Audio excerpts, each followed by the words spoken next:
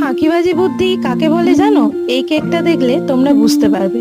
এই দিন ছিল মামনির জন্মদিন। খুব শরীর খারাপ, তার মাঝেই কেক তো বানাতে হবে। আমি আগে থেকেই কেকের অনেকটা গুঁড়ো সংগ্রহ করে রেখেছিলাম। কেক স্পঞ্জ তৈরি করতে গেলে উপরের দিকে অনেক সময় যে কেকটা ফুলে যায় সেইটাই আমি কেটে এইভাবে গুঁড়ো করে ফ্রিজে রাখি। আর সেটা এই দিন আমি একটা গ্লাস কেক বানানোর চেষ্টা করছিলাম। প্রথমে কেকের গুঁড়ো দিয়ে, তারপর ক্রিম, একে একে সিরাপ, তারপর আবার চকলেট গানাশ, এইভাবেই ডেকোরেশনটা করেছিলাম।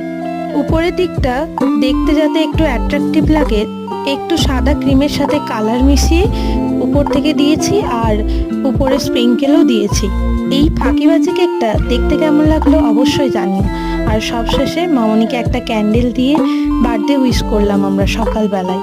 আমাদের বাড়ির সবাই ছোট ছোট ব্যাপারেই খুব খুশি হয়ে যায়।